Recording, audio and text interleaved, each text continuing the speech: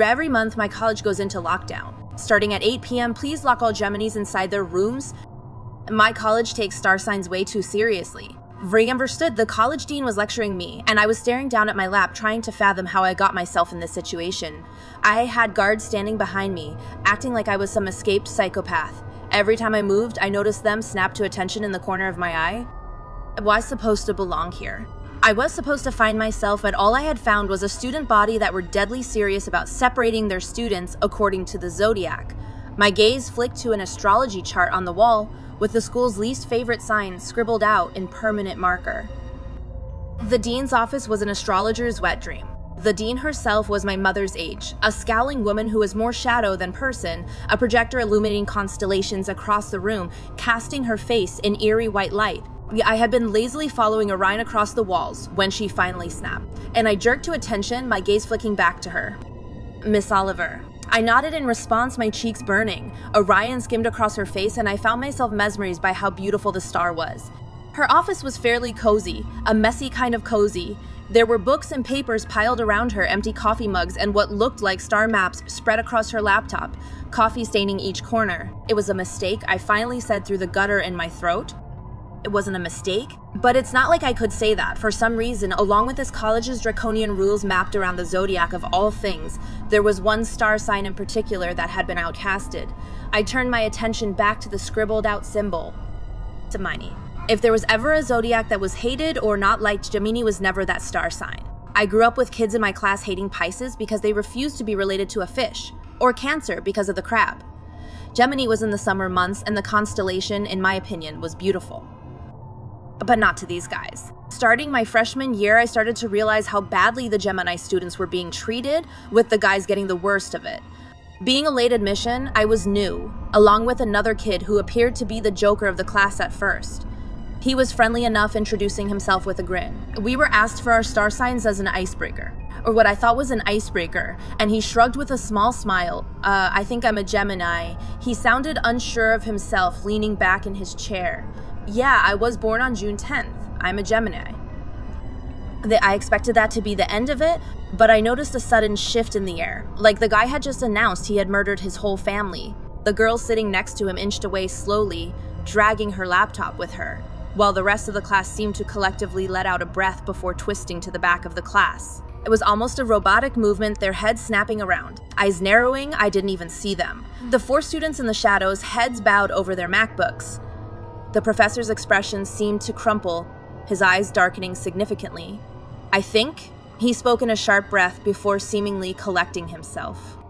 I think you should join your friends at the back, he said coldly. Until then, the professor had stapled himself as a cool teacher, a man in his early 40s, sporting a long trench coat over jeans and t-shirt.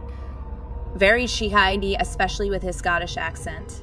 Now, it was like looking at a different person. He took slow steps back across the stage. Almost stumbling, I could almost mistake his expression for fear. I said, the professor's voice broke around the words, and something ice-cold wriggled its way down my spine. I think you should join your friends. The Gemini kid seemed baffled and a little hurt. The air was thick, every eye burning into him. I felt like they were looking at me too. The professor's eyes were wide, lips curled, like he might say something, but he just shook his head, seemingly gathering himself. I'm confused. The kid laughed nervously, almost jumping out of his chair when a girl behind him kicked his bag across the floor. He sent her a questioning look. Is this some kind of joke? The professor wasn't even looking at him. But the boy tried to laugh. It's just a star sign, right? We'll not ask you again. The professor said stiffly. He didn't move, as if doing so would mean being closer to the boy. He folded his arms across his chest. If you do not move to your designated seat right now, you're out of my class. To my surprise, the boy got up and moved to the back, ignoring students cringing away from him. He didn't speak again, sticking to his assigned group. I noticed everyone else had been separated into their zodiac signs. Leos were at the front, with Sagittarius and Libra surrounding them. The other star signs were harder to make out. I thought it was just that class who were taking the zodiacs a little too seriously. But no, this thing had spread across campus like a virus. Students didn't care about their grades or what careers they were going to get, because the star signs on the top of the social hierarchy had the faculty wrapped around their little finger. A Libra girl found out she was no longer compatible with a Scorpio and stopped talking to him completely. ghosting him on social media and going as far as moving halfway across the classroom from him. The entire campus had gone crazy. Including the faculty, it was only certain star signs who were allowed extra credit and invited into exclusive clubs while the rest of us were left in the dust. And Geminis were either treated like dirt or feared, like they were carrying a contagious disease. It was like going back to middle school. In the 6th grade, I was proud of my star sign. I like to think I had a secret twin after learning about the story behind the constellation. Castor and Pollux, twin brothers transformed into Gemini. I used to draw the twins on the backs of my hands, daydreaming up my very own. Mina Lucas, a Pixis, called me a two-faced bitch because Gemini had 2 faces. So I called her an ugly fish. This was middle school though. It is normal for kids to build personalities around star signs. College students, however, are grown adults. It was fine to base a crush around a star sign or compatibility, but your whole life, your social circle and education, it was bad enough that my classmates were brainwashed by stars, but the professors too.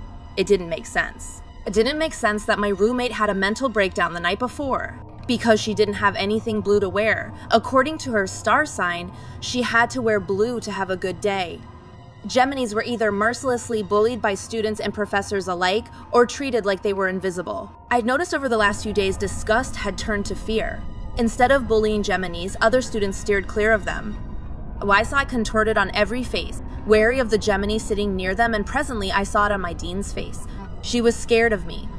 The woman may have seemed in control, but I noticed her finger anxiously tapping on her coffee mug, her gaze flashing to and from the clock on the wall. She was waiting for something, her demeanor tense, eyebrows furrowed. Every passing minute seemed to unnerve her even more. A mistake, she repeated my words, her tone dripping with sarcasm.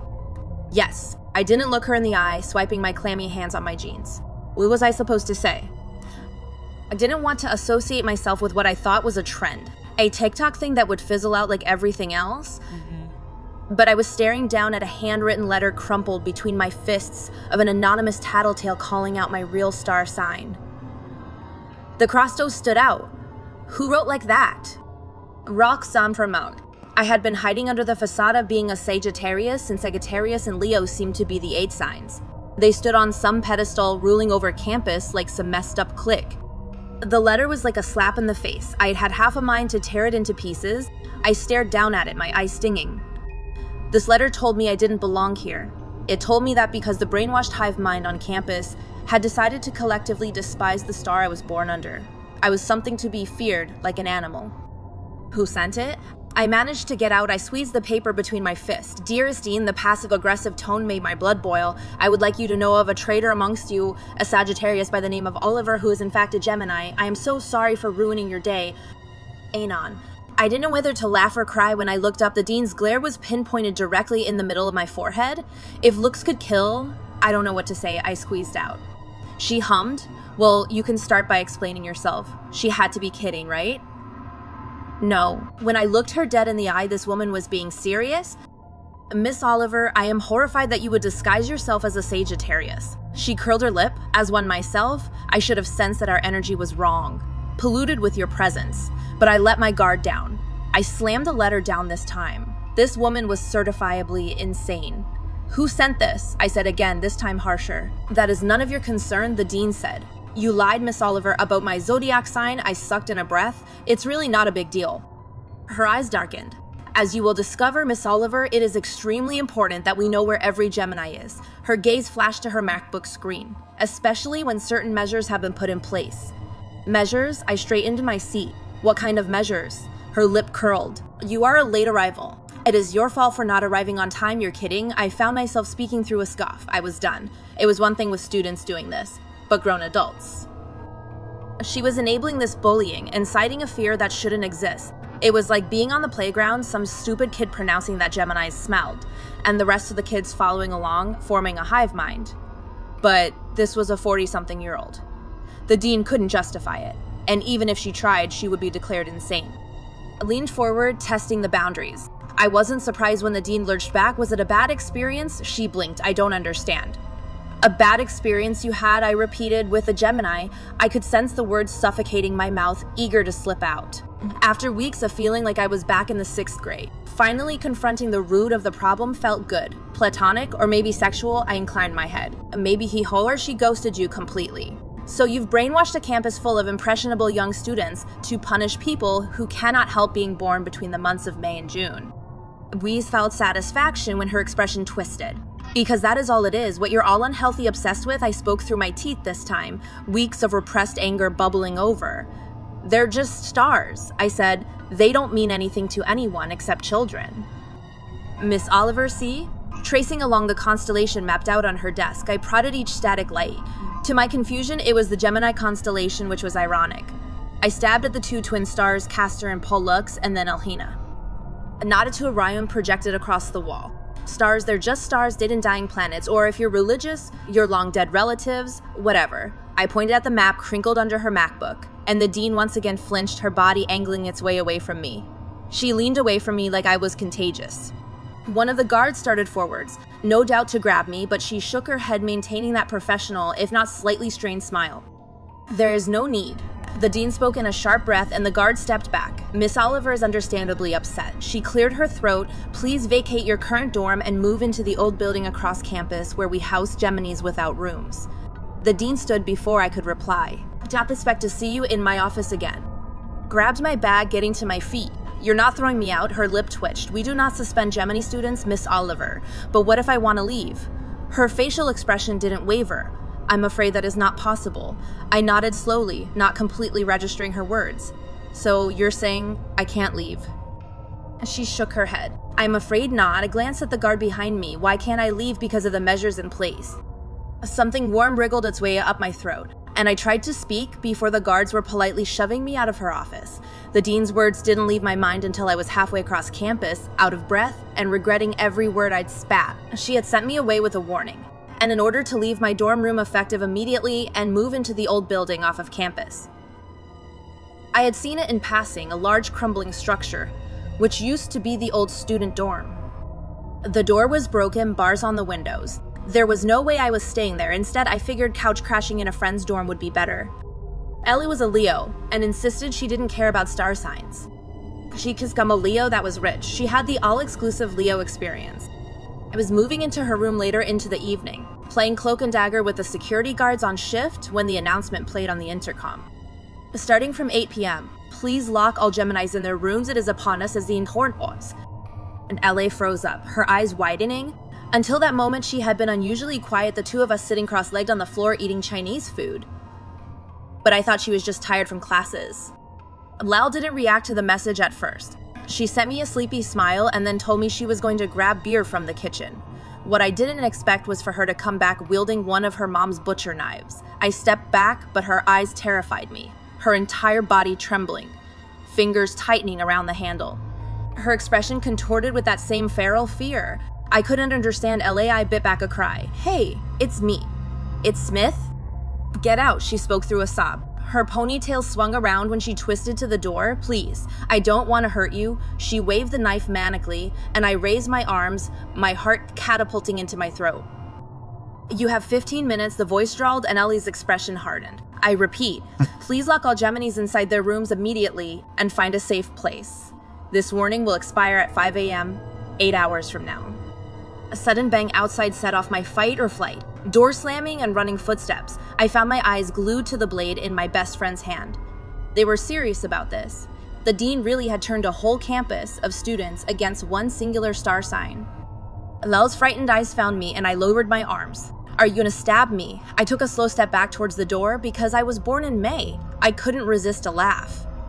You told me you didn't care about the zodiac. You said all of this was BS. So why now? Another step, and she squeaked. Do you want to fit in LA? Is this like peer pressure? She didn't respond, and that pissed me off even more. Still didn't know why she was afraid of me because her head had been filled with crap. I raised my arms in mock surrender. Why are you looking at me like that? LA, I'm not gonna hurt you. When have I ever... I didn't expect to cry, but my eyes were stinging. I could hear screaming, Geminis being attacked and locked up. I risked a step back, and her grip on the knife changed like she was ready to use it. You are brainwashed, I said slowly. The dean wants you to be scared. She's crazy, LA. Like delusional, she has some crazy vendetta against Geminis, and she's punishing us. Lil choked out a cry. Last month, she spoke through a sob. One of you got into my room. LA shook her head rapidly, squeezing her eyes shut. Just leave, she squeaked. I'm sorry, Smith. I'll explain, I promise. But you need to find someplace else. It can't be here. She smiled, but her lips were strained. Eyes wide, when I moved to try and reassure her, she jumped back like a deer caught in headlights. She was terrified of me. Lock yourself up, my friend said softly, and I realized I had lost her. But don't hurt yourself. LA sniffled. They can climb through the windows and sense light. They follow it, so make sure to turn them off and stay down. Her expression darkened. Can you promise me something? I found myself nodding dizzily. Ella squeezed her eyes shut. Don't look up. My gut twisted into tangled knots. What? Less words set something off inside me, but she was already dropping the knife and grabbing me gently, pushing me through the door. I was being shoved out onto the hallway, my bags thrown in my face, when the alarm started blaring, red lights swarming the hallways. I saw shadows darting in and out of rooms, others being shoved inside, while retreating figures made for the elevators. A boy was violently dragged up by a girl and thrown on his ass. At that moment, I stopped seeing students. Kids. I was seeing wild animals crawling backwards on their hands and knees, frightened eyes darting for a safe getaway. A girl ran into me, dropping onto her knees before catapulting into a sprint. She was caught by 3 guys who dragged her away, kicking and screaming. This is where there was a fray. I had no choice. It was 7:50 when I found myself standing in front of the old building, halfway across campus, the alarm still ringing in my ears. The dorm was more of a boarding house with maybe 2 or 3 floors. The night felt eerily still, a half moon poking from the clouds. There was something glued to the front of the door. A simple white sheet of paper. On it, scrawled in permanent marker, was no. In bold letters, the O was crossed, I noticed, which was familiar. 5 minutes, the intercom screeched, and in my panic, I knocked 3 times. Hello? I banged again. Hey, can someone let me in? I swallowed thickly. My star sign tangled in my throat when there was a crash behind me, and I twisted around. A group of students were dragging 2 others, bound and gagged, hauling them into a car trunk. With my stomach trying to projectile into my throat, I turned to knock again, finding my fist meeting something warm. There was a shadow standing in the doorway, warm golden light bleeding around him. I could barely see his face, only a mop of light reddish curls. He tugged the paper off of the door and held it out. The handwriting stuck out. No means no, he said, and moved to slam the door. I forced my heel in the way, blocking him. He tried to shut the door on my foot, and in my panic, I shoved it back in his face. He didn't try again, but I made sure to not let my guard down. He told the dean about me. I hissed out, I'm sorry? Did we go back to 6th grade? He made a snorting noise. Well, look who's talking. What? The shadow paused before stepping out into the light.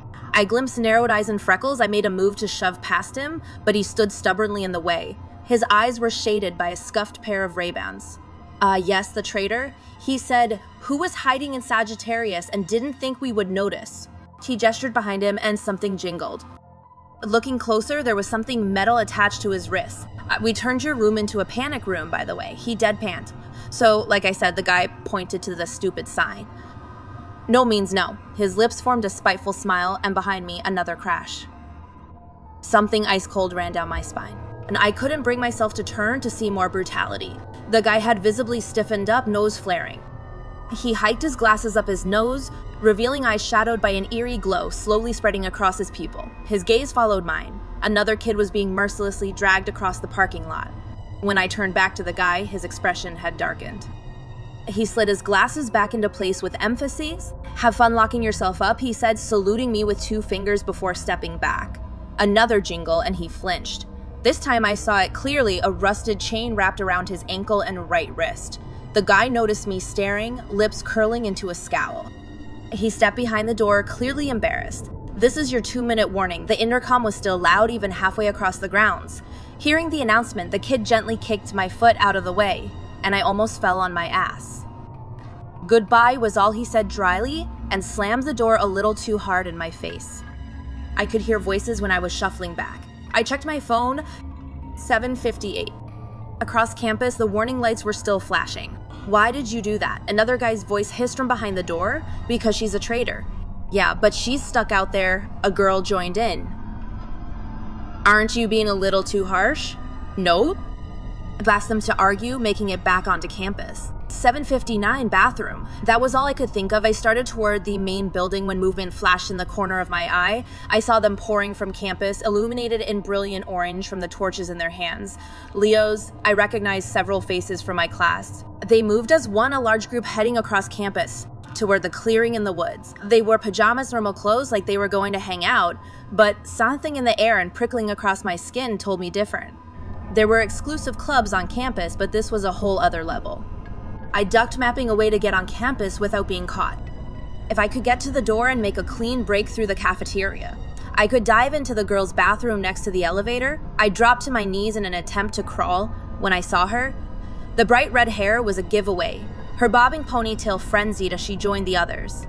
LA, another frantic look at my phone. 8-2. I didn't expect her to see me. She was looking around frantically, unlike the others whose eyes were set forward. It looked like she was looking for a way out, staggering over uneven ground. Then her eyes found mine. Initially, LA looked relieved, and then her gaze went to the sky, flicking back to me, her eyes widening. She hesitated before stumbling over to me, pulling something from her jeans pocket. It was a much sharper knife, the blade glinting under moonlight cast across the grounds. "Tell me your name," she said in a squeak. "I need to know it's you." Beside half a mind to question her. Before I remembered the Gemini boy chained up Smith, I gasped out, "I'm Mom Smith." Elle hesitated. She twisted around, scanning the night, and turned back to me. Her frenzied eyes searched mine. "What is my most embarrassing story?" "What?" Makshian.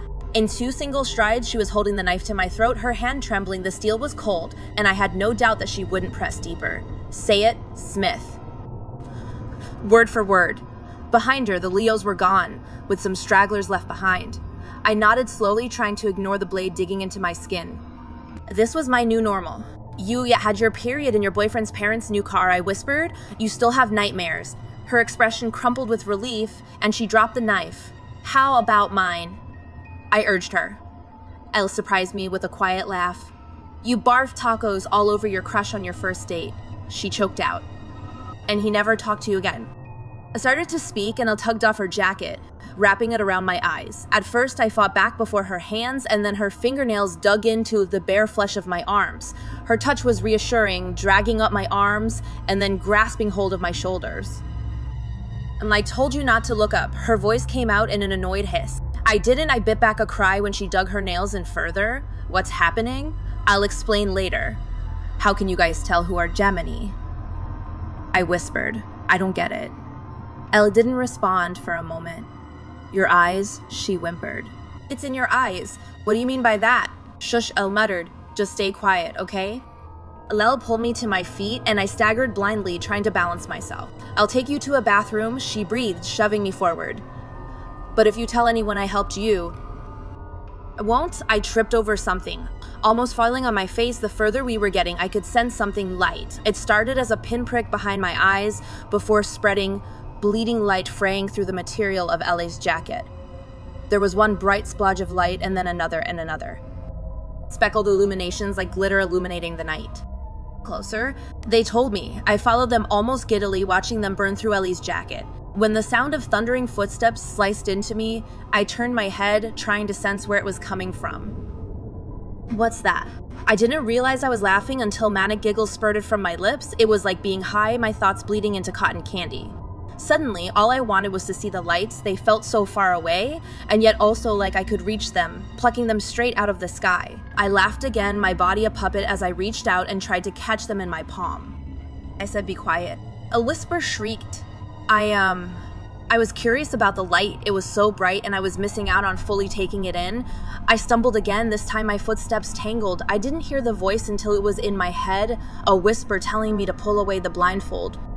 It was choking me, suffocating my thoughts, and filling me with a taste of her. I saw it, just a glimpse dancing across my peripheral. I had my fingers clawing into LA's jacket, ready to rip it off, when someone else did it for me. "Leo, what are you doing out here?" The voice was familiar, but it was being drowned out by its light, its song. "I'm locking her up," LA said shakily. Darkness made way for light, and I blinked rapidly. I could sense my head tipping back, and then LA's fingers in my hair trying to shove my head down. Blinking rapidly, I saw the dean of the college and my best friend's pale face. And then I saw the stampede suffocated in shadow, silhouettes passing me, a clear light illuminating otherwise vacant eyes. The lights resembled stars themselves dancing through the night. It was the same light that was seeping into me. It felt cozy and warm, already ignited inside them. I could tell who they were from the attempt to lock themselves up. I glimpsed handcuffs around wrists, makeshift ropes still clinging to arms and ankles, duct tape over mouths. When my gaze followed the horde, I caught sight of a cuffed ankle, a stray chain trailing behind him, the guy who locked me out. He moved slowly like a zombie. His glasses were awkwardly placed on the top of his head, eyes drowned by that light. It was teasing me, seeping into me like honey. But it wasn't moonlight. I could glimpse the crescent glowing under the clouds. Geminis. They were bathed in it, a swimming glow. I wanted to dive into all of them. Where were they going? Like the Leos, their expressions were blank as they staggered along, akin to a crowd of zombies. I remember not being able to concentrate on the Geminis because something had hold of me and wasn't letting go. I felt it reach directly into the back of my head, phantom fingers taking me into its grasp. I didn't mean to look up. I tip-topped my head back, drinking in the sky above me in the night that suddenly felt alive. The Gemini horde stopped suddenly. Head tipping back, glowing eyes following suit. I blinked twice. LA was already covering my eyes, and I wrenched her hands away so I could see clearly. I could feel it, sense it, consuming me, filling my thoughts with a lulling fog. Smith. LA's eyes found mine, and she dropped to her knees. Like she was scared of me. I remember her lips had formed the words in breathy sobs. Don't look. Before she could reach up, I blinked again, and this time it was a longer one. I started towards something, it was there. I just had to reach as high as I could. Then I would be able to touch it. Starry eyes surrounded me, but I don't remember being scared. Love's cry rattled in my skull as I felt my body lurch on its own, driven by something else, a sentient thing inside me. I could feel my mind filling with fog. It told me to go to sleep, and I did. When I came to, it was no longer night, artificial white light buzzing above me. The first thing I felt was something wet oozing down my chin. Then, cool porcelain pressed against my cheek. I was in a bathroom stall. My head stuck down a toilet bowl, but it was different to waking up hungover. I felt filthy. My body was aching, a striking pain rippling across the back of my head. When I lifted my neck slightly, a snapping sound made me jump, like my bones were popping back into place. My memory was gone, my thoughts a whirlwind lost to the dark. I could still see LA's face illuminated that startling light. The shadowy horde around me, starry eyes burning into me. Then there was nothing. The familiar ice-cold grays of porcelain greeted me when I pried my eyes open. There was something in my mouth and spat it out, expecting stale barf. What I wasn't expecting was a wet piece of flesh to splash down into the bowl. It took me several seconds to realize the toilet bowl I had my head down was not empty. In the flickering light from the broken light fixture above me, I saw the glistening red first spattered on the lid, and when I looked down on the floor too, staining my knees, and then I saw all of it. The bulging, slimy red mess sticking from the bowl. I lurched back, and something was stuck at the back of my throat. I reached into my mouth, cringing, and pulled out what looked like a mauled finger. Skinned to flesh, there was only spiky pieces of bone fragments clinging to shredded muscle. Something inhuman croaked from my lips, and I slammed my hands over my mouth, my gut twisting. I looked up. Red, I looked down. More red, vivid, and wet, and recent. I was covered in dirt and grass stains. My legs bloodied and bruised, half of my hair ripped out. The walls around me were the same shade, glistening, pooling, disgusting red, dripping and staining every surface. The lumpy red ass sticking from the toilet bowl suddenly looked less like a mask. The more I was looking at it, blinking through blinding light. At some point, I screamed, heaving up the rest, wet globules of fat spilling from my mouth. There was a head in the toilet bowl, stuck right under, like I had been trying to hide the evidence. The head didn't look like a head, half of its skull crushed, but I could still make out familiar features, eyes still wide open, lips frozen in what looked like a scream. The rest of her had presumably been flushed, but I could still see pieces of her clinging to the rim of the toilet. Leo. Oh God, I killed my best friend. I'm still sitting here. I can't bring myself to move. Normal college life still goes on outside, and I can't understand how. I ask this as a Gemini, preferably on campus, but this goes for all of you. Did any of you kill and eat someone last night with no memory of doing so? I'm starting to think the Gemini constellation is something more than a group of stars. After all, I think it's alive. My friend texts me every day to come open doors for him, and it's driving me crazy. How do I help him get over his weird hang-up? It is the weirdest thing, and I mean, it's gotten to the point it affects his everyday functioning. It stopped being quirky and become like a debilitating mental health issue, you know? Vesagoro started a couple weeks ago. My friend Tim lets it drop in conversation one day that he thinks he's got a stalker. And of course I'm like, what stalker? And he's like, yeah, there's this figure I keep seeing kind of far away and like out of the corner of my eye usually. Followed me here. He's deaf, by the way, so he's signing this to me. That's why I typed it out as figure. And sign language, you don't really have pronouns. He uses the sign that means someone or something and uses 2 fingers to indicate the someone's eyes staring at him from a distance. We're in a coffee shop. I ask him to point out the figures, so he goes outside and looks around and points to the intersection, a block down. It being the city during the morning rush, there are people walking around all over. And I'm like, the lady in the red hat? The dude in the Packers jacket? He keeps shaking his head, no. But he's got his eye on something or someone. He tells me forget it and we go back inside, and he doesn't mention it again. And when I ask at the end of our meetup if I should be concerned, he waves me off and says, all casual, nah, it's good, like he's embarrassed he brought it up. But then a few days later, he vid calls me, asking to meet up again. Like right now, can I meet him for dinner? And I've already got plans. But he looks so strung out, so I say sure. We meet at a small diner. He's barely sat down at the table across from me. When he says signing very low so no one can see, even though chances of the babbling people around us knowing sign language are pretty darn low. Look, see the woman outside the window? Look, searching the street outside. There's only the ordinary pedestrian traffic of the late afternoon. I look back at Tim and shrug. His eyes dart to the window and he describes the woman he sees. Brunette, 30s or 40s, gray sweatshirt and pants. Okay, I look again. Well, there's a woman. Curly brown hair with her kid. No. He shakes his head, sighs, and runs his fingers through his hair, then turns and stares, keeps staring. I lean over to follow his gaze to the window. There's no one there. Hey, I sign, are you sure you're feeling okay? I've been seeing her every day for 2 weeks. He interrupts, signing quickly now. She started far away, but each day she's gotten closer. He moves his hands closer and closer together and adds, I'm worried what happens when his hands touch. Who is she? Have you tried approaching her? Is she like someone you know? All I can think is it must be a relative. Like maybe he's hallucinating someone important to him. Tim has a history of depression, has struggled with some form of mental illness throughout most of his life, and spent most of his youth navigating stuff alone or holding it in. Because his family is hearing and never bothered to learn sign language. It strikes me to wonder if the woman has ever signed to him. But when I ask if she's hearing or deaf, he shakes his head. I don't know, and tells me he's never met her. Well, not really. But he knows who she is. I snort. It seems like he's being purposefully obscure. He claims he knows her but never met her. I ask him again who she is. He gets more agitated, rubbing his arms and looking over his shoulder. Oh, he says she's moved. Where? I ask. Door. There's no one at the door, clearly no one. But he keeps sneaking glances, looks at me and smiles and gives me that 2-fingered motion again of eyes staring and staring. Watching him, I ask him if he wants to leave. He says no, she'll just show up wherever he goes. I push my chair out and go to the door. He's watching me with a strange mixture of horror and fascination. I push open the door and step outside and come back in and sit back down with him. I reiterate to him there's no one there. He rubs his palms into his eyes and finally says, okay. Amazed him again how he knows her. This past summer, Tim tells me he and his friends went camping, old friends he hadn't seen since Gallaudet.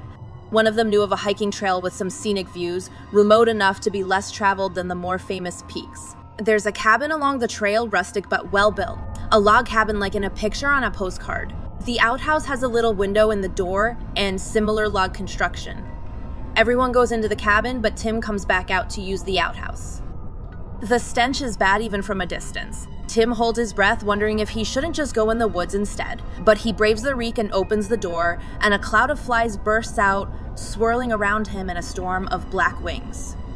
And at that moment, the stench hits him like a wave, making his eyes water and his stomach buck as he stumbles away from the outhouse and hurls. When he looks inside, there's a woman sitting on the toilet bench. She's kind of curled in the corner. Gray sweatshirt, gray sweatpants, brown hair draping down around her. What little he can see of her face, her skin is bloated and spotchy.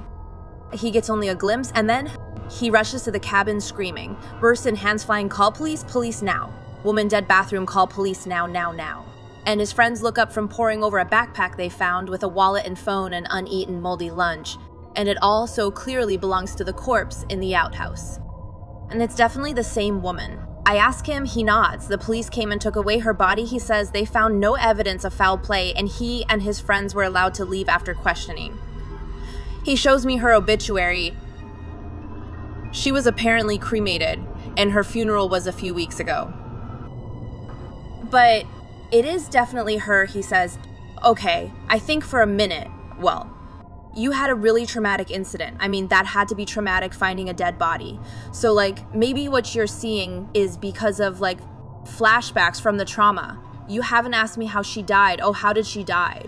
He tells me she died of dehydration when after a few days. The heat and lack of water killed her, but she could have come out at any time. There was nothing stopping her.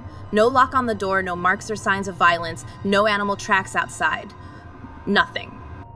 Why would she choose to stay and die? Why? He's obviously been torturing himself over this question. Strange, I agree, but I'm much more concerned for Tim's mental health than I am for this woman who decided to end her life in the woods. Tim's obsession with her, his trauma from finding her after her death has done a number on his already delicate mental state.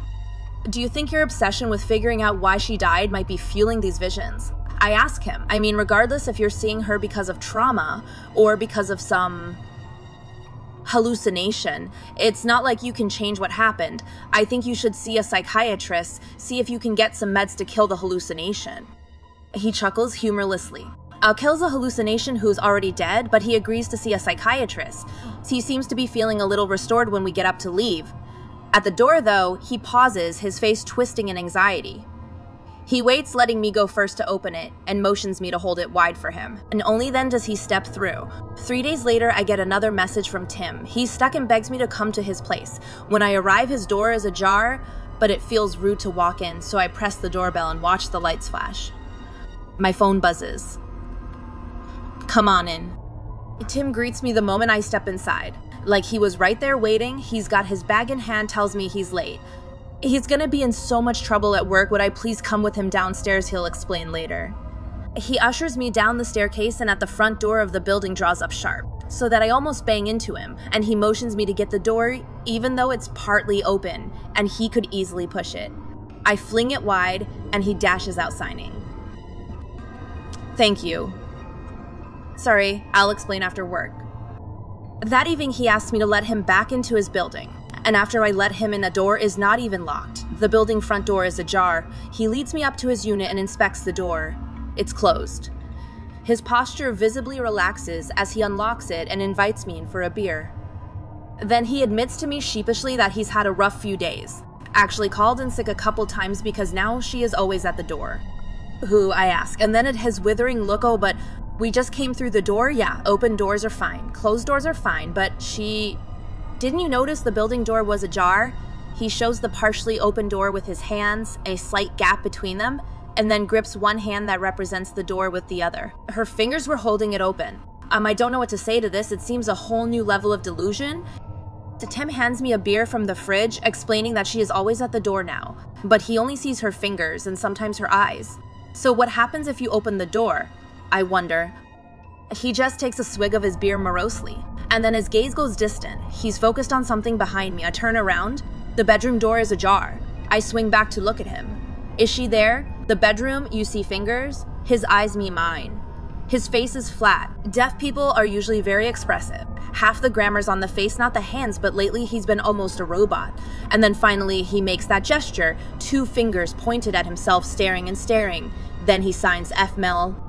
I stand. Go to the ajar door, Tim pals eyes rounding, but says nothing. Just takes another sip of his beer and watches me. I push the door, reach up, run my hand down the length of the ajar edge, push it open further. Swing it back and forth, look at him and raise my eyebrows like, see, it's nothing. Nothing's there. He grunts and his eyelids flutter. I don't think he's been sleeping enough. Hey, do you need someone to stay with you? Nah, he waves me off. Go home, so I do, but here's why I'm writing the post. He hasn't gotten better. He keeps asking me to help him when he gets stuck.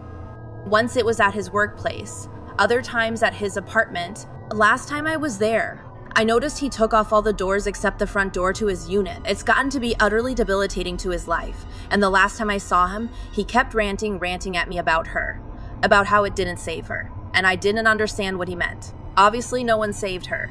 She was dead when he found her. No. He burst at me. "You don't understand everything she suffered through, and it didn't save her. I can tell he's falling into depression. I'm worried he's gonna quit his job and just stop leaving his apartment and never come out." How do I help my friend?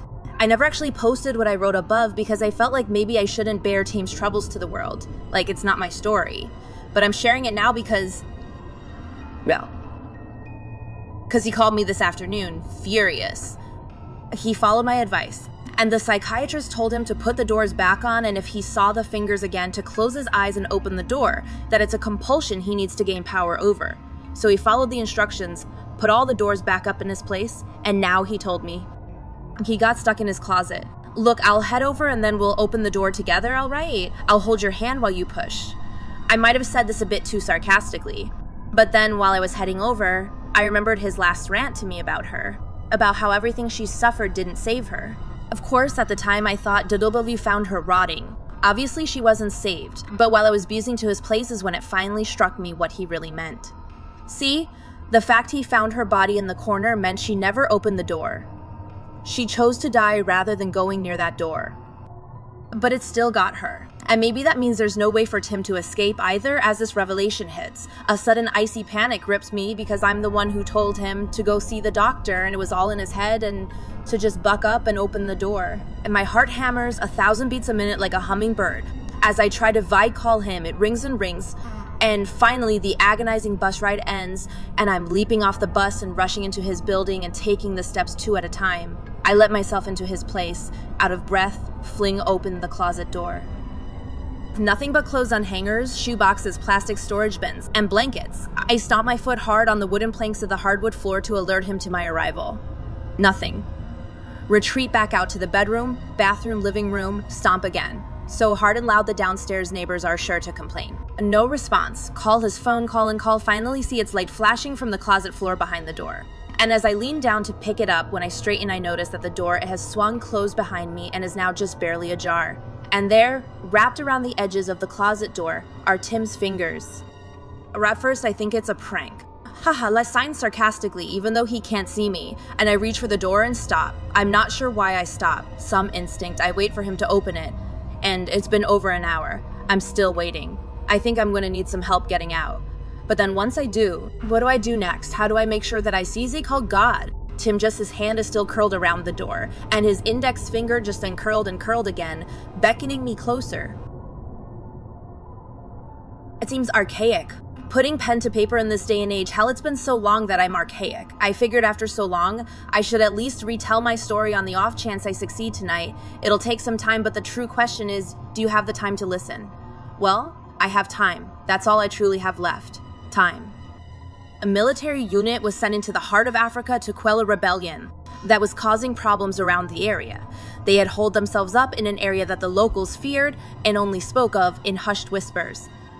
My squad was sent in to kill or disperse the rebels, and for years, I have cursed that day.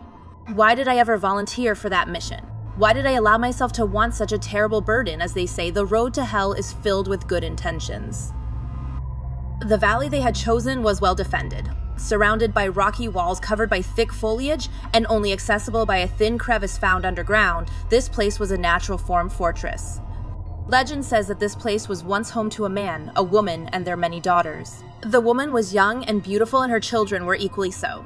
As the years went by, the mother began to age, and the children grew more and more beautiful. One night, the eldest daughter and the mother were speaking in private, as they often did. The daughter claimed she was even more beautiful than her mother. The mother laughed and told her that her beauty was unmatched, but the daughter persisted and persuaded her to look into a nearby stream and see for herself. When the mother did, she was horrified to find that she was indeed less beautiful than her daughter. Time had given her wrinkles, white brittle hair, and cloudy eyes. In a fit of rage, she grabbed her daughter by the throat and shook her. She shook her, screaming at her that she had stolen her beauty. The daughter tried to fight back, but quickly succumbed to her once loving mother. After she was dead, the mother looked once more into the stream and saw her beauty returned. Overjoyed, she returned to her home, claiming the eldest daughter had left to find herself a husband. Years passed, and once again the mother began to age. Slowly at first, but then faster and faster she aged, growing feebler with each passing day. Again, she took the now eldest daughter to the stream and spoke to her. Before the daughter could say a word, she was strangled by her mother, and as her life faded away, the mother's beauty returned. Again and again, she did this until she was left alone with her husband. One day, the husband went for a walk with his wife, and they came upon the same stream. As they spoke, he tripped upon what he thought was a root. When he examined it, he saw that it was a bone. The mother insisted it was merely an animal bone, but her husband continued to look, and soon found the remains of all of his daughters. Enraged, he turned to look at his wife and saw that she was reaching for his throat as well. He quickly subdued her and then trapped her in a small cave at the far end of the little valley. He prayed the gods curse her with the immortality she so desperately wanted. The gods obliged him, and since that day a small stream flowed from that cave. It was said to be the mother's tears. Tears of sadness, regret, anger, and even madness that flowed from that cave, from the woman cursed with immortality. When my squad arrived at that cursed place, we knew nothing of the legends. We knew our mission and nothing else mattered. However, fate rarely has the same goals in mind for those it has power over. When we arrived, the rebels' camp was destroyed.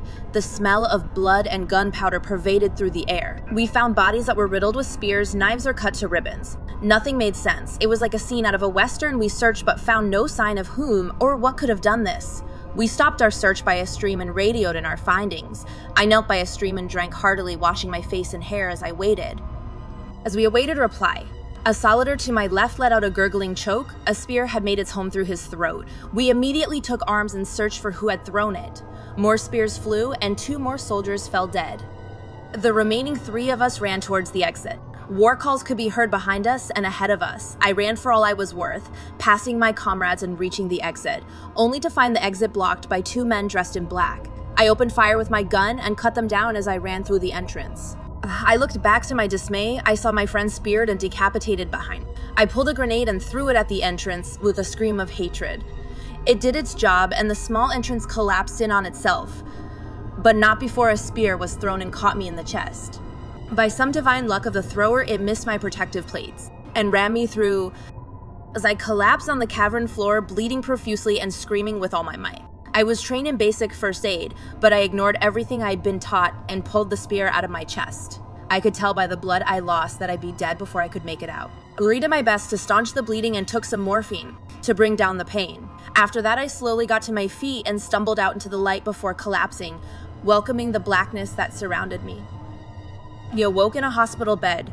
Hours later, astonished, I sat upright and tore at the bandages till I saw the scar. A thin line over my heart was all that remained of the ghastly wound. I must have been babbling for quite some time because a nurse soon came over to ask what was wrong. I was stabbed through the heart with a spear. I can't still be alive, it's impossible. I screamed, anger bleeding through my words. Sir, you had a simple slash wound. It barely reached your ribs. Please calm down. She replied, I couldn't believe it. I ran from the hospital as soon as I was dressed. I booked the first flight I could find from that horrible country back home. I hitchhiked home and I never spoke of what happened to me. I couldn't face it. I couldn't believe that I had nearly died that day. My dreams were haunted from that day on. I saw the spear impaled through my body again, saw the remains of my comrades reaching out to me. Their eyes were full of spite at the fact that I had survived where they had not. Every night I woke screaming how sorry I was for surviving, for leaving them behind. Years passed by far quicker than they should have. 10 years to the day, my body was still the same as it had been. My family aged, but I still had the glow of youth. I always did. The doctors called it a modern miracle. I couldn't age. At first I saw it as a gift, some cosmic repayment for seeing that place and losing so much there. Then one day, while driving with my family, it happened. A semi-truck ran a red light and slammed into the car, flipping us end over end. I was thrown from the back seat and skidded across the road like a rag doll. At first I thought another miracle had happened. I felt the pain of road rash and bruises that would accompany the bouncing around before that. Then I looked down and saw all the damage.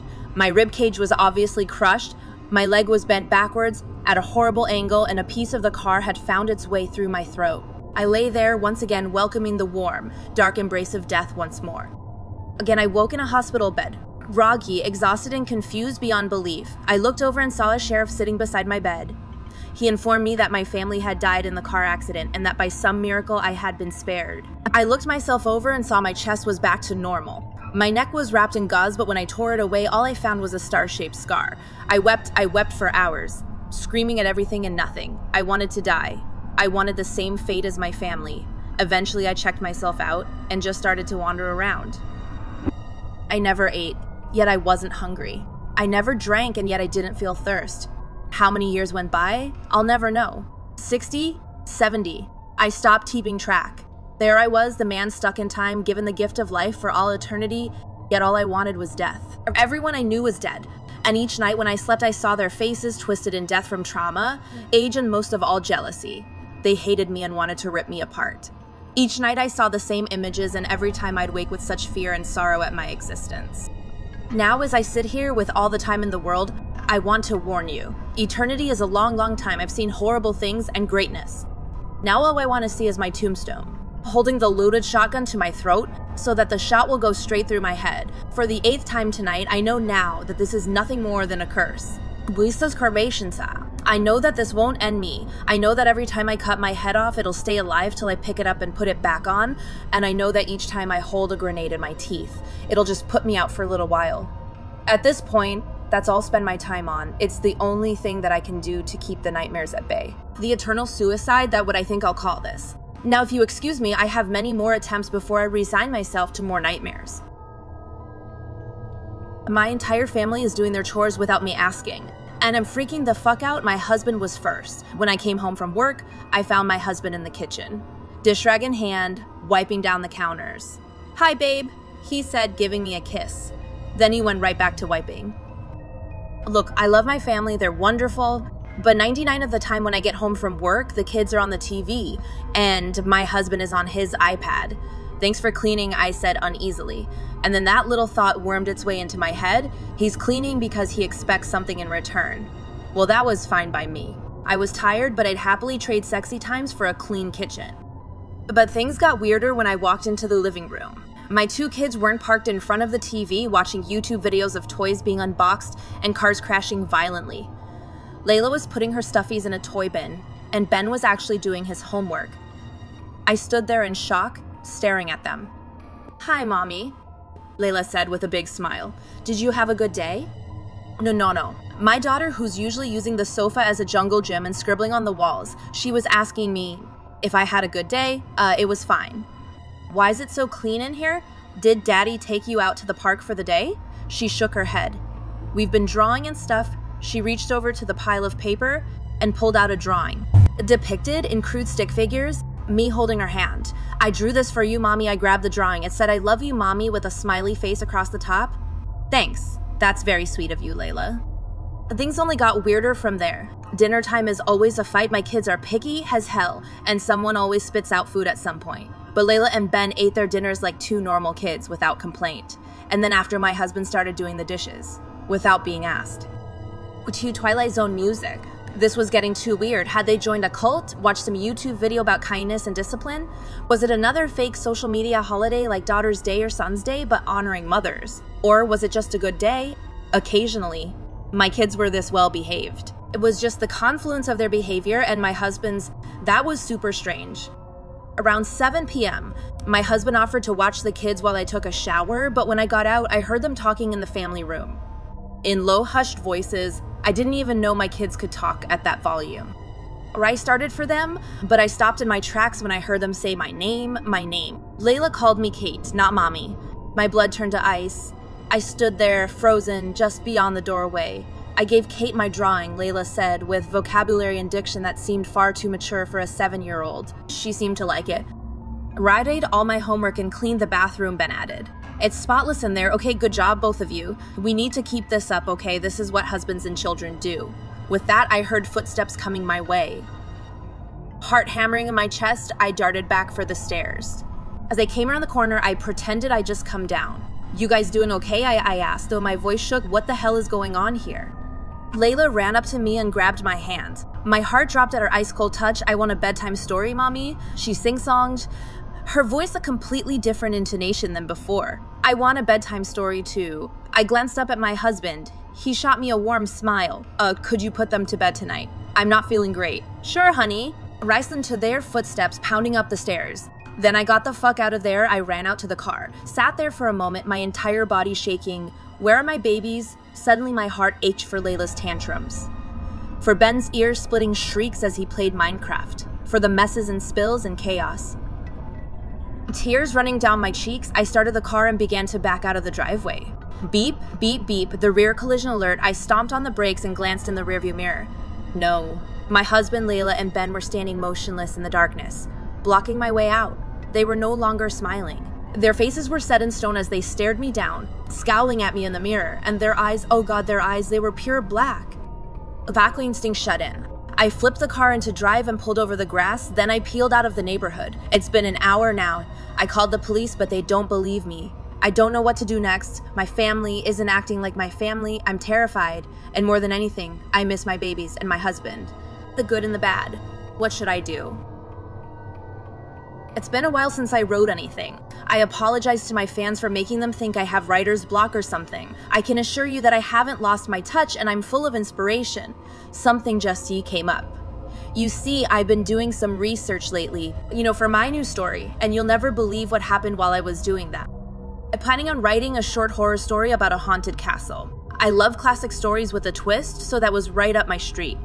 The location was an easy choice since I live in an 800-year-old town in Germany, and there is a castle near my house.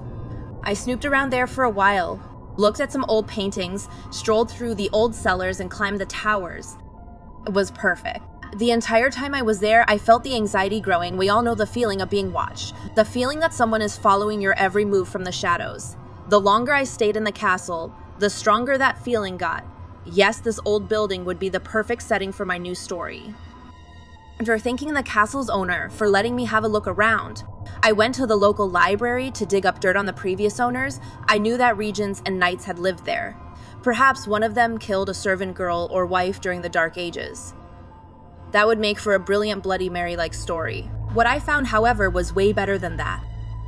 As it turns out, there used to be a Jewish temple in that old castle, right up until the Nazis decided to evict them. Of course, woe gore story about Nazis torturing Jewish children is not really my style, but you all know I like to shock my readers.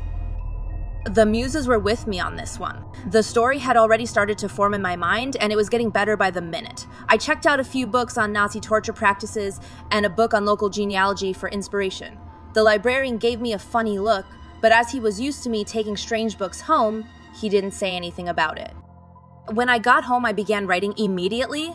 I always write the first draft by hand, instead of using a computer. It just feels better, more comfortable that way. It's almost as if my pen has a will of its own, and it does a lot of the work for me.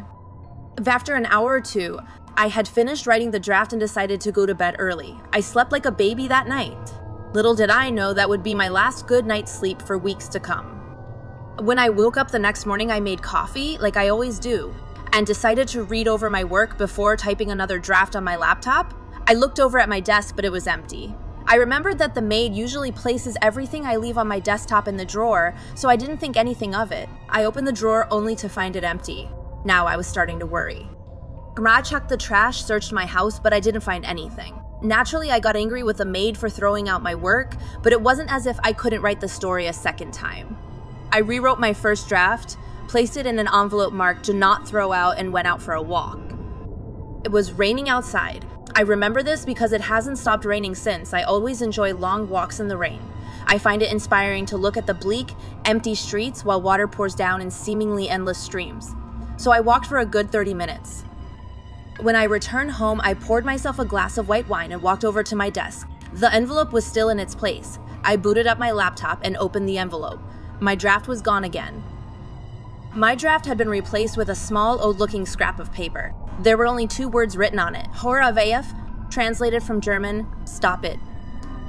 I really didn't know what it was I was supposed to quit doing, but I had a feeling somebody was trying to play a prank on me. Messages like this one only appeared under mysterious circumstances in my books, not in real life. I decided not to rewrite the draft by hand.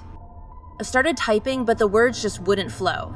As far as I knew, nobody but my mother had a key to my house, and this kind of prank is definitely not her sense of humor. I couldn't figure out who could have done this, and I was stuck with the story, so I decided to go out and get a couple of drinks. The next morning, I booted up my laptop and loaded my save file. The single chapter I had written had been deleted and replaced by the same 2 words that were on the note, repeated hundreds of times. Hor auf! Hor auf! Or off! Or oaf! Hor auf! A chill ran all the way down my spine when I read it. Paranoid questions dominated my thoughts. Had someone broken into my home? How did they know my password? And most importantly, Were they here while I was sleeping? I was going out of my mind pondering those questions, so I decided to play a prank on the prankster to calm myself down. Wrote the same chapter for the 4th night in a row, but this time I wrote an extra line at the end. If you delete this, I will destroy you. Really spent the rest of the day buying a few cameras and setting them up in every room of the house so I could catch whoever it was that kept breaking into my house. After that, I spent hours pacing the room waiting for night to come. I finally fell asleep in front of the TV. Dreams of burglars haunted me all night, until a bright flash of lightning and a loud crash of thunder woke me up. Ragtag checked my watch and saw that it was almost 8 in the morning. Drowsy from the restless night, I made some coffee and walked back to the living room. As soon as I sat down, I jumped back up and, remembering the cameras, ran to my laptop to check if I had caught the culprit in the act of deleting my story again. My story was gone and another message had replaced it, in English this time. Not if I get to you first. Really thisa rishan maina. I picked up my the Mia pass in her play button. The screen showed my desk with my laptop on it, my chair, the random clutter that is my desktop. Nothing out of the ordinary. I pressed a fast forward to speed things up a bit. Suddenly, at 5:30 in the morning, the screen showed nothing but static for 2 minutes. I hit her once and watched those 2 minutes again, to see if I could make out anything between the static. I couldn't. It turned out that all the cameras showed nothing but static between 5:30 and 5:32. After that, my story wasn't deleted again. However, that's when the accidents started to happen. It started out with little things. I slipped in the shower, cut my hand while making a sandwich, minor mishaps like that. But the further I progressed with the story, the more serious my accidents became. Last week, I tripped and fell off the sidewalk, right in front of an oncoming bus. I managed to roll out of the way, but I could have sworn I heard someone laughing. The kind of high-pitched, maniacal laugh you hear ghosts make in corny horror movies. Maybe I'm going crazy. Maybe writing all those horror stories about rape and murder and psychotic breakdowns has taken its toll. Yesterday, my house burned down. I managed to save my laptop and a camera and plan on going back to the castle where it all began. Perhaps there I'll find a clue as to what's happening to me. I'm trying to look on the bright side though. Even if I die due to one of these accidents, at least I got a good cheesy horror story out of it.